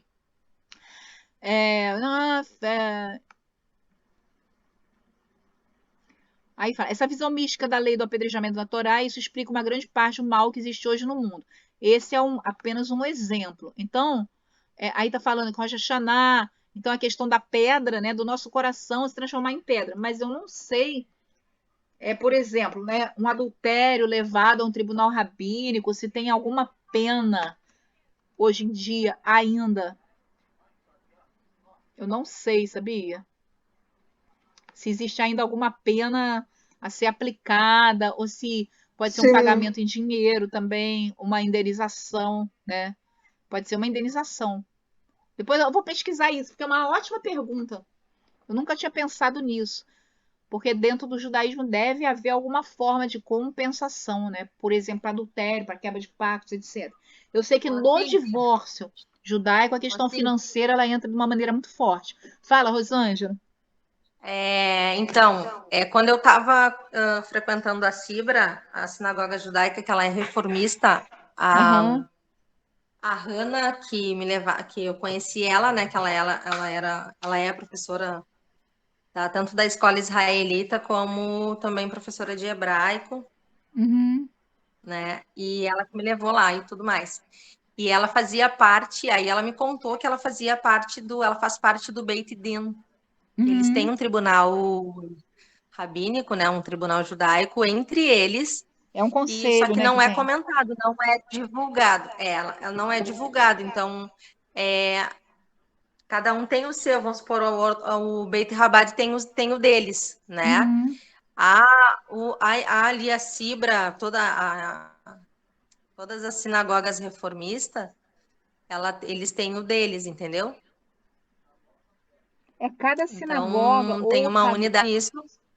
cada linha tem um conselho, né? A gente tem um conselho aqui também para discutir essas questões, mas o mais comum, né, dentro do judaísmo é a expulsão do grupo, a expulsão da sinagoga. Dentro da ortodoxia também, muitos são expulsos, né? A pessoa não está agindo de acordo, não está se adaptando a halahá, ele é expulso. Ele é simplesmente expulso. Isso é Sim, o que a gente sabe. aí ela disse como que ela fazia parte, né, que não era muito divulgado, né, mas que todos as aplicações, vamos supor, acontecer alguma coisa de errado, de entrar pecado e tudo mais, transgressão ali da Torá, a pessoa é julgada dentro desse Beit Din, né, desse tribunal rabino. Isso. E eles aplicam essas leis, eles são bem rigorosos quanto a isso. Pelo menos foi o que ela me disse, né? Mesmo eles sendo reformistas, né? Porque mesmo o reformista tendo regras mais frouxas, né? Por exemplo, a maioria dos reformistas aceita casamento homossexual. Esse é o meu problema com o reformismo, né? Fora isso, eles são muito sensacionais porque eles te acolhem, eles te abrigam, eles são abertos a todo prosélito que queira fazer parte do judaísmo, né? Eles têm uma visão de mundo assim muito amorosa, muito menos julgadora, mas essa questão do casamento homossexual é uma questão que eu não creio ser correta, eu não aceito, porque a Torá Torá, Brit Hadashah, é totalmente contra, né? Eles acochambram a coisa, né? Eles falam assim como se a gente não apedreja mais o homossexual, por que a gente não pode deixar que ele se case?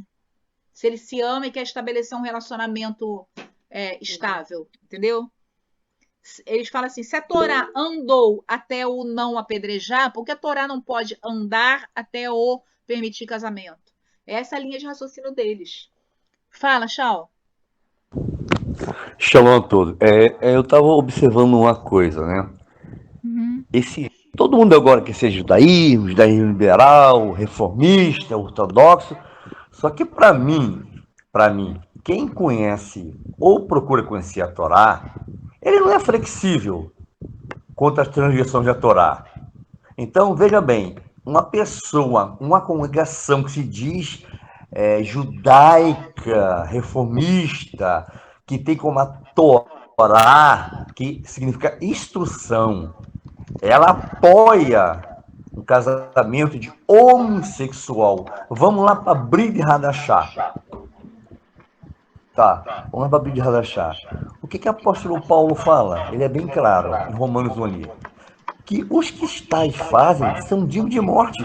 Gente, assusta, né? Mas a visão que o apóstolo Paulo falou era, vamos assim dizer, um Novo Testamento, para que alguém nos entenda, né? Que eles falam de Hadashah, algumas pessoas não entendem. Mas nós vemos que no tal Novo Testamento teve sentenças severas. E Paulo é bem categórico. Os que tais fazem isso são dignos de morte. Aí você vai lá para Guiliana, Apocalipse, o Eterno não fala, os afeminados não herdarão o reino do céu. Então, veja bem, que congregação é essa? Para mim, é a sinagoga de Satanás. Desculpa falar, tá? Porque você coar um mosquito, engolir um camelo, ou seja, e apoiar uma das coisas mais abomináveis que o próprio Eterno condena, gente. De coração. E tá virando uma bagunça, Cíntia. Às vezes assim, eu sou judeu, congregação reformista, nós temos amor. Que adianta você dar o mundo todo, queimar o seu corpo, se você tem que Torá? Eu fico observando de longe, gente, que povo é esse que diz que está fazendo techuvá? Eu não creio nisso mesmo. Não creio. Por que não apedrejamos? Porque aqui o Brasil não tem esse costume. Mas como você falou, os muçulmanos até hoje apedrejam. Vai ver se os direitos humanos vai lá perturbar eles. Não perturba não. Por que Israel não faz mais isso? Porque não é mandamento? É ordenância. Mas por que não faz? Porque somos agora um povo assim, vamos assim dizer, mais avançado.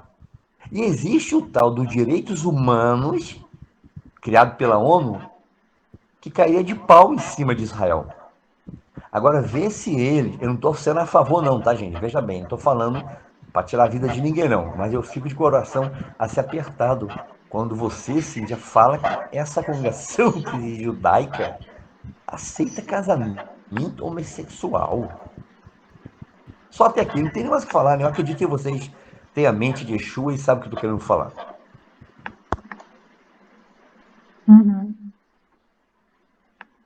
Gente, voltando à questão do apedrejamento, muito interessante. Como acontecia no judaísmo, tá? Era o seguinte, o sinédrio tinha que ter pelo menos 23 juízes, tá? Eles tinham que ter certeza e era necessário 2 testemunhas do fato, né? E essas testemunhas elas eram longamente interrogadas sobre todos os aspectos, né? Então, a tradição fala que era muito raro o apedrejamento, né? E aí eles, quando era provado que aquela pessoa tinha feito aquilo conscientemente, eles levavam para fora da cidade, né? E aí eles eram apedrejados, né, com pedras. Só que aí depois, no Talmud, já era diferente. As pessoas eram levadas para o alto de uma montanha, era jogada lá embaixo, né, ao alto do, tipo assim, uma escarpa, né? E aí, se a pessoa ainda estivesse viva, eles pegavam uma pedra enorme e jogavam em cima dessa pessoa, tá?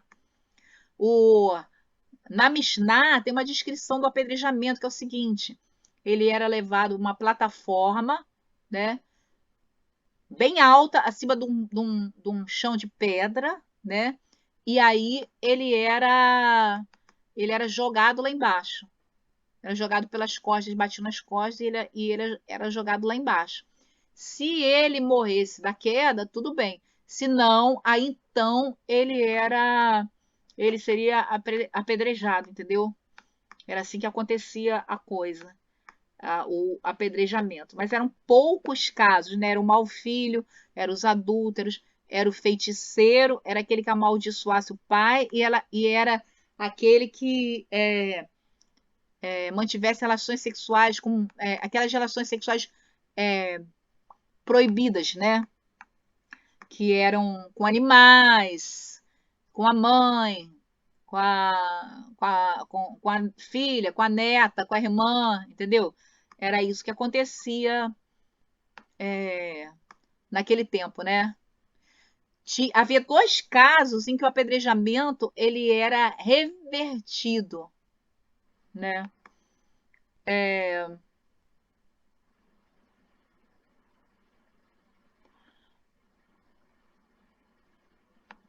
E, nesse caso, o que que era? Era no caso, olha só que coisa interessante, tá? Quem tinha que atirar a primeira pedra eram as 2 testemunhas.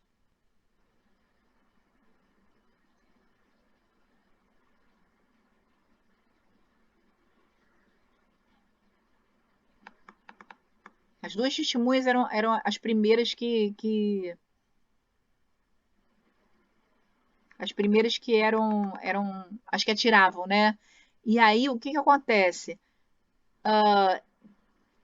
Se as testemunhas, tá, machucassem as mãos nas pedras que elas pegassem, antes de conseguir, se a mão, sei lá, pegou a pedra e a mão sangrou,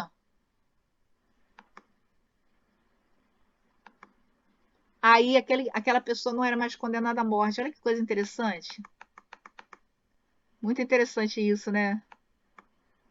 Isso é tradição judaica, né? Eu estou lendo aqui num estudo em inglês sobre apedrejamento.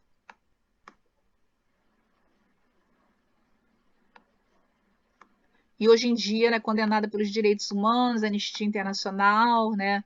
Embora ela ainda aconteça no caso no Islã. O Talmud dizia que essa punição tinha que ser o mais rápido e sem dor possível, dada a sua natureza, né? A lei judaica contemporânea coincide com as doutrinas legais de 2000 anos atrás. Não é possível executar um homem condenado ou uma mulher por métodos que causam dor desnecessária, atraso ou desfiguração. Mesmo ele sendo condenado, ele tem direito à consideração e dignidade, né? Mas eles não falam aqui se... Eu nem sei isso. Seria muito legal a gente saber se tem pena de morte em Israel. Alguém sabe disso? Se existe pena de morte em Israel? Assim, na minha opinião, eu acho que não, pelo que eu já obtive de informação. Sim, não tem não, porque quando aquele cara, o Amir Gal, matou aquele ex-primeiro-ministro, ele foi condenado à prisão perpétua. Eu não lembro o nome, não sei se era o Itzhak Rabin ou se era o ministro. Então ele foi preso e condenado à prisão perpétua. Não existe então eu acho que não tem não. Eu acho que a Halahá evoluiu para isso. Fala, Shao, e depois Shao do Norte, Shao do Sul, depois Shao do Norte. Fala.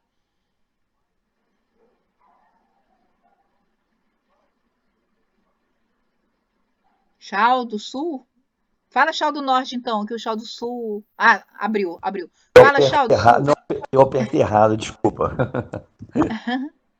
Ah, tá. Fala aí, Shao do Norte.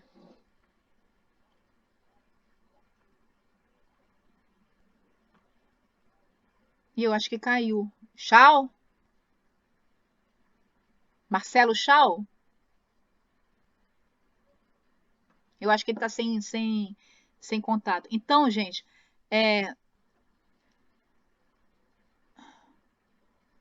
Eu acho que caiu, Chau caiu.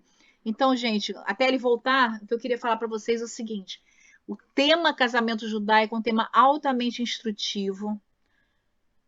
Vale a pena quem for casado pesquisar, aprender, estudar, porque Shalom Bait é algo muito legal, muito interessante e muito benéfico para o casamento.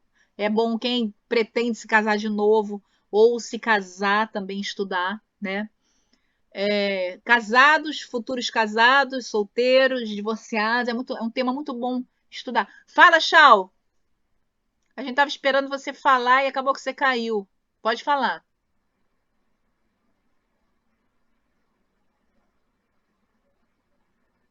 Oi? Acho que ele tá com problema de conexão. Quando você entrar de novo, pode falar. Ah, falou. Tá aí, fala.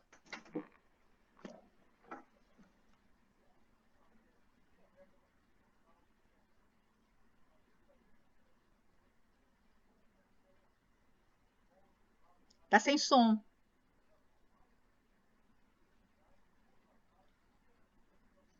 Tenta sair e entrar de novo, é. Então, o Leandro perguntou o seguinte: acho que no meu caso tem que estudar mais para entender em que ponto a Halahá não transferida à Torá. Não entendi. Casamento, divórcio no judaísmo não tem nada a ver com outras culturas. Fala, Chau, pode falar.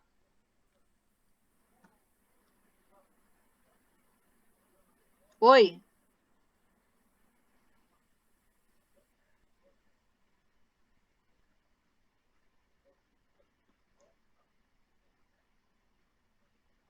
Em que ponto a Halahá transfere a Torá? Na verdade, o que acontece? O que foi abolido da Torá? Tá?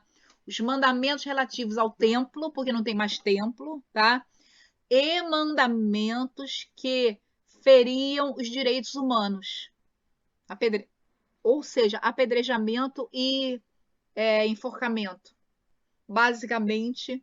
E também tem um mandamento na Torá que diz que o filho bastardo ele não pode ser considerado, né? O filho bastardo ele tem que ser desprezado. Esse mandamento também, por uma questão de direitos humanos e tal, de uma questão humanitária, ele também foi abolido dentro do judaísmo, porque por causa daquele preceito que fala que o filho não sofrerá por causa do pecado do pai, né? Então, na verdade, são essa questão. O apedrejamento foi abolido, os mandamentos relativos ao templo, porque não tem mais templo, e a história do mamzer, do filho bastardo, também foi abolido. Então, na verdade, o que foi abolido foi, obviamente, né, por não existir por que cumprir, porque não tem templo, e os humanitários. Foi isso que foi tirado, entendeu? Ou seja, razões sólidas para terem sido tirados da Torá. Não é uma coisa assim, vamos tirar isso aqui. Não.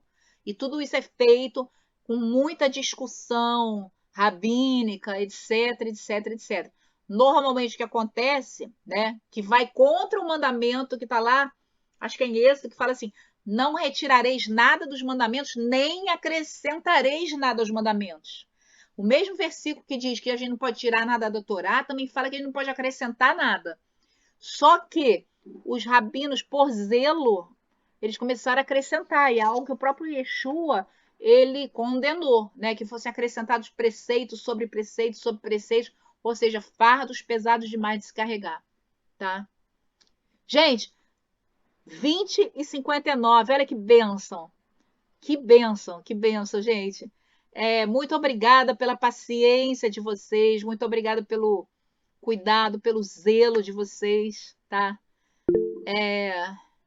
Muito obrigada mesmo, sabe? Chau do Norte, Chau do Sul, Ivone, Mara, que tá quietinha aí, não falou nada, Leandro, Rosângela, Rafael, Cláudio, Iraci, sabe? Olha, vocês são uma benção, Lucimara. Leandro, eu posso pedir a você para fazer uma oração para terminar? Por favor? Eu não sei muito orar, não, sim. Meu marido é assim também. Eu oro assim, gosto de orar sozinho. Ó, Já é a terceira vez que você fala isso. Enquanto você falar, eu vou estar pedindo.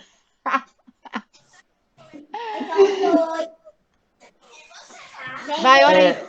Pode orar. Será uma honra. Então vamos orar. Vai lá. Eterno, Pai de nosso Senhor e Salvador, Yeshua Hamashia, me chamo Yeshua Hamashia.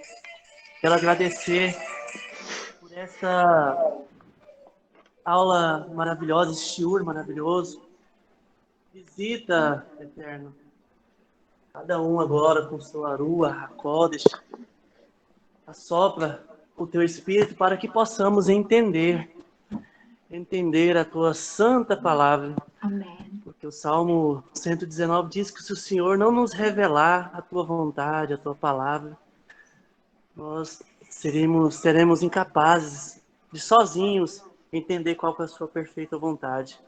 Obrigado pela vida de cada um que está escutando. Obrigado pela vida da Morá Cíntia, que está sendo uma bênção nas nossas vidas. Eu agradeço por este momento maravilhoso e que o Eterno abençoe cada um que está escutando e aqueles que também não podem escutar este estilo maravilhoso. Me chamo Yeshua Hamashia. Amém. Amém. Gente, Shavuotov, né? Já acabou o Shabat. Muito, muito, muito obrigada pela presença, pela participação de vocês. Vocês são maravilhosos. Shavuotov, uma ótima semana para todos vocês. Shavuotov. Ô, Senhor, louvado seja o teu nome.